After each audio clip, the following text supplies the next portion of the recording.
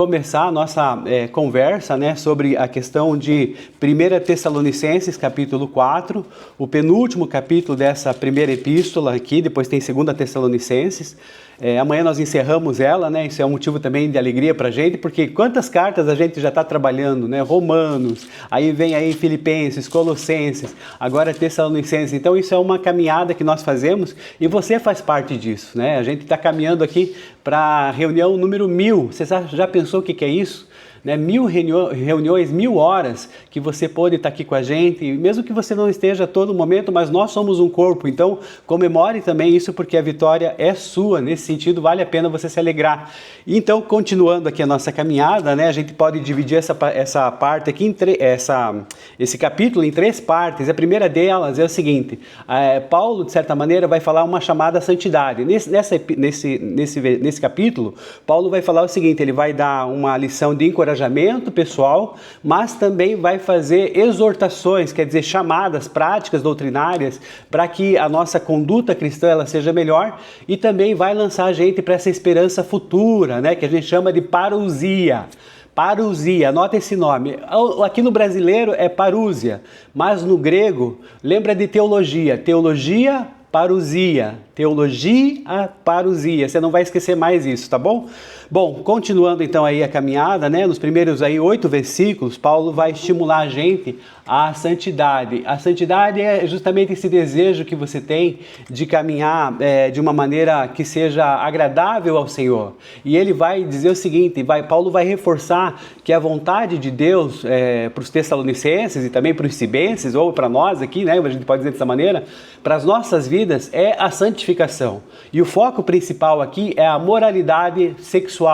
Nós estamos vivendo um tempo que você sabe, né, inclusive bem propício, que essas questões elas ficam um pouco, né, de lado, principalmente para aqueles que não têm um conhecimento de Jesus, certo? Então, nesse sentido, o que Paulo está querendo dizer aqui para a gente é justamente de evitar essa imoralidade sexual. Então, você tem que ter um controle do seu corpo, você tem que saber possuir o seu corpo em honra e pureza. Você tem que trabalhar de uma maneira que não seja, né, daqueles que não seja igual àqueles que não conhecem a Deus. Então, nesse sentido, a moralidade sexual é, de certa maneira, uma forma até de respeitar o próximo, porque a imoralidade ela não é apenas um pecado individual, mas ela é também uma ofensa para a pessoa, para os irmãos que está do seu lado, né, ali dentro da igreja, vendo às vezes algumas coisas ruins e ficar triste com isso. E também, de certa maneira, é um desprezo ao próprio Deus que nos deu o Espírito Santo que habita em nós. Então, o que você vai fazer com esse corpo, que é a habitação do Santo Espírito?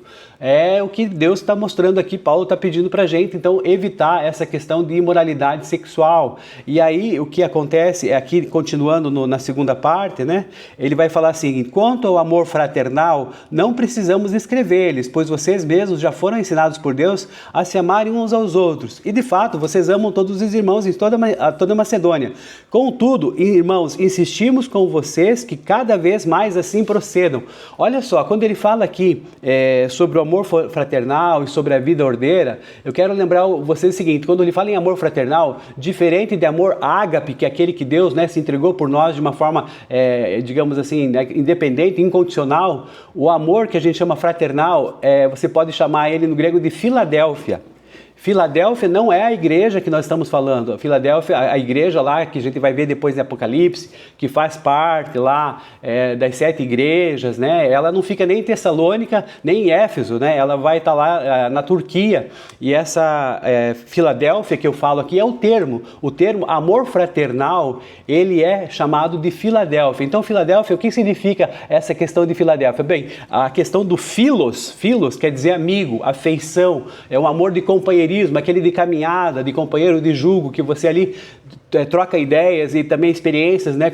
Às vezes você tem ali uma pessoa que você gosta muito, que você confia muito, e você coloca para ela as suas dificuldades, e isso também faz com que vocês caminhem juntos e se fortaleçam nessa caminhada. Então, é essa questão dessa afeição e desse companheirismo que eu falo. Então, depois Filos, né? E Adélfia, né? Então, Adelphos significa o seguinte, que esse termo é um termo que vai dizer a questão daquela questão sacrificial, que você tem uma afeição missão calorosa, que você se dispõe a ajudar. Então tem a questão do companheirismo, né, da amizade, mas também tem aquela questão de se tratar como irmãos de sangue. É isso que Paulo está querendo dizer aqui quando ele fala Filadélfia. Então esse amor fraternal é que você eleja cada um de nós aqui, um ao outro, como irmãos de sangue mesmo, irmãos que são, você é meu irmão de fé, meu irmão camarada, amigo de tantas jornadas, né? E aquela música que você já conhece, que é tão bonita do nosso amigo Roberto Carlos, né? Então veja só, nesse sentido, nós precisamos então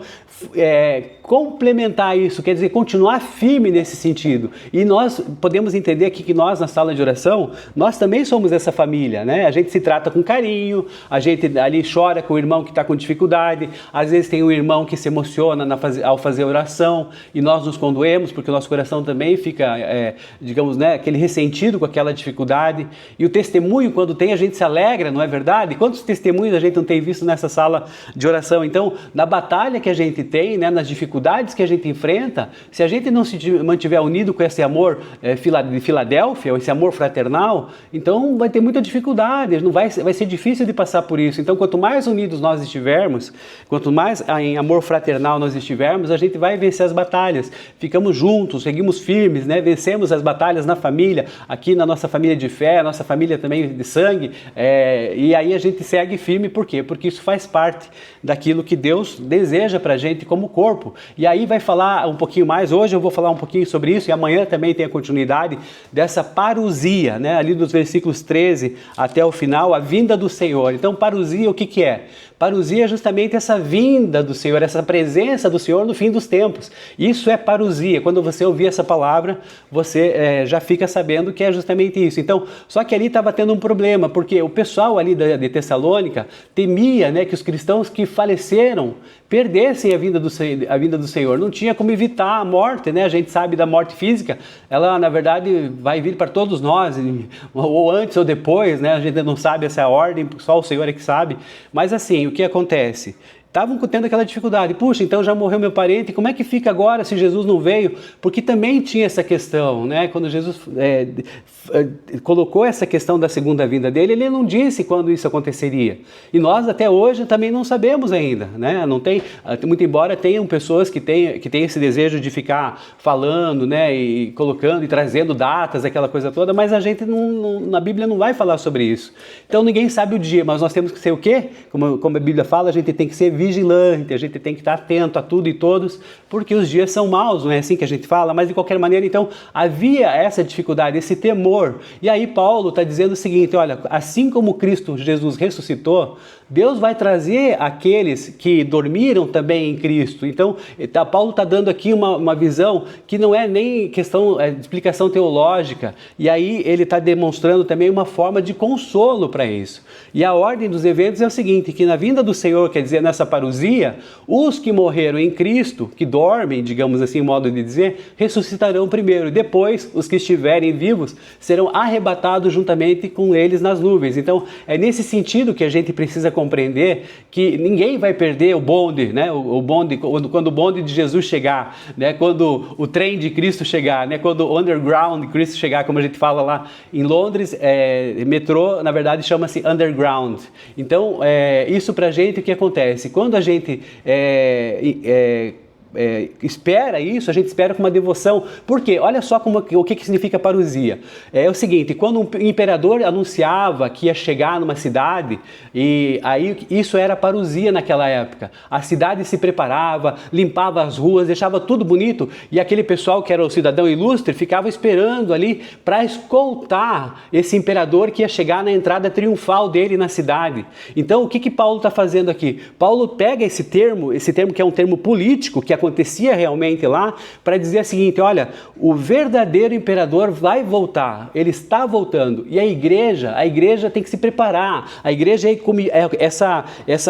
essa equipe, essa comitiva que sai ao encontro desse imperador real, entende? Então assim, o verdadeiro imperador vai chegar, gente, vamos se alegrar, a parousia está chegando, a parousia que era essa situação da cidade que estava se preparando, limpava a rua, limpava toda a vida, deixava a vida bonita para que a gente, né, Deus gosta gosta muito da gente, então não precisa ser ilustre para as pessoas, mas a gente sabe que a gente é ilustre para Deus, e a gente se prepara com o coração, com uma devoção, para que chegue Ele, para que Ele entre triunfalmente, e nós com Ele caminhemos juntos. Então isso que é o termo parousia, para você ficar bem claro aí, então já sabe essa questão de teologia, né? E já sabe até como pronunciar. Na verdade, no português, né, às vezes a gente fala parúzia, mas não tem problema, tá tranquilo também, é a mesma coisa, mas é justamente isso que eu estou dizendo para vocês. De qualquer maneira, o que acontece é o seguinte, consolo mútuo, né? O objetivo dessa revelação que Paulo faz, como eu disse, ele não é apenas teológico, mas ele fala o seguinte, consolai-vos uns aos outros, pois com palavras, com ações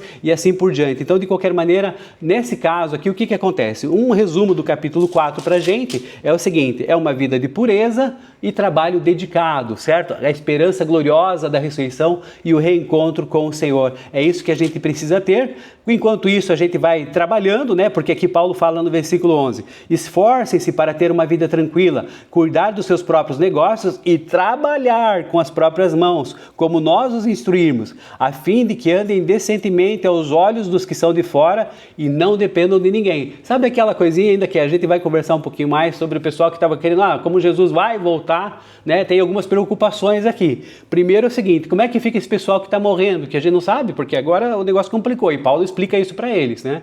Que eles estão dormindo e ressuscitarão primeiro. E segundo é o seguinte, que o pessoal estava querendo ficar no ócio ali, numa nice, como a gente fala, né? Só esperando ali, vivendo de luz, aquela coisa toda, né? E olhando assim pro céu e vai cair do céu tudo que eu preciso. Não, daí Paulo está dizendo para eles, trabalhem decentemente, a fim de que os olhos dos que são de fora, né? Não vejam nada de errado e que vocês também não dependam de ninguém, como nós estamos fazendo aqui. Trabalho é importante, mas também a esperança lá no futuro, sabendo que Deus virá, é muito bom também. Amém, meus irmãos? Então essa foi a nossa caminhada de hoje. Estamos no horário de uma forma bem restrita e bem britânica e vamos em frente aqui para nós, tá bom?